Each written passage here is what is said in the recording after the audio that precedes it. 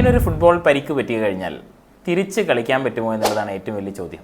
2% ആൾക്കാർക്ക് ഫുട്ബോൾ കളിക്കുന്നവർക്ക് ഒരു ligament injury കാണാറുണ്ടെന്നാണ് പറയുന്നത്.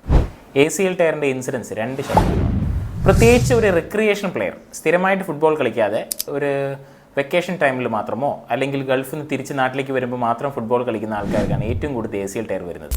അപ്പോൾ ACL ടയറിന് സർജറി കഴിഞ്ഞാൽ മാത്രം സക്സസ്ഫുൾ ആവുമോ, തിരിച്ച് കളിക്കാൻ പറ്റുമോ എന്നുള്ള ചോദ്യത്തിന് ഉത്തരമാണ് ഈ വീഡിയോ. ACL ടയറിന് സർജറി കഴിഞ്ഞാൽ മാത്രമല്ല കളിക്കാൻ പറ്റുന്നത്. സർജറി കഴിഞ്ഞിട്ട് അതിലേക്ക് കൊണ്ടുപോകുന്ന റീഹാബിലിറ്റേഷൻ ഫേസിലാണ് നമ്മുടെ സക്സസ് ഉള്ളത്. 4 പാർട്ടായിട്ട് ഇതിനെ പിരിക്കാം. Part number 1 initial phase. ഈ ഇനീഷ്യൽ ഫേസിൽ നമ്മൾ ഉദ്ദേശിക്കുന്നത് റേഞ്ച് ഓഫ് മോഷൻസ്, പരിപൂർണ്ണമായിട്ടുള്ള മൂവ്മെൻറ്റ് അച്ചീവ് ചെയ്യുക എന്നുള്ളതാണ്. പാർട്ട് നമ്പർ 2 സ്ട്രെങ്തനിങ്, പരമാവധി മുട്ടിൻ്റെ ചുറ്റിയിട്ടുള്ള എല്ലാ മസിൽസിനും ശക്തിപ്പെടുത്തുക എന്നുള്ളതാണ്. പാർട്ട് നമ്പർ 3 ഇതിൻ്റെ എജിലിറ്റി ആൻഡ് ബാലൻസ് ആണ്. എത്രമാത്രം മുട്ടിന് എജിലിറ്റി, അതായത് ബാലൻസ് നമുക്ക് റീറ്റെയിൻ ചെയ്യാൻ പറ്റും, ഒരു പർട്ടിക്കുലർ ഒറ്റ കാലിൽ നിൽക്കാനോ ഒറ്റ കാലിൽ ചാടാനോ ഒക്കെ എത്രമാത്രം പറ്റും എന്നുള്ളതാണ്.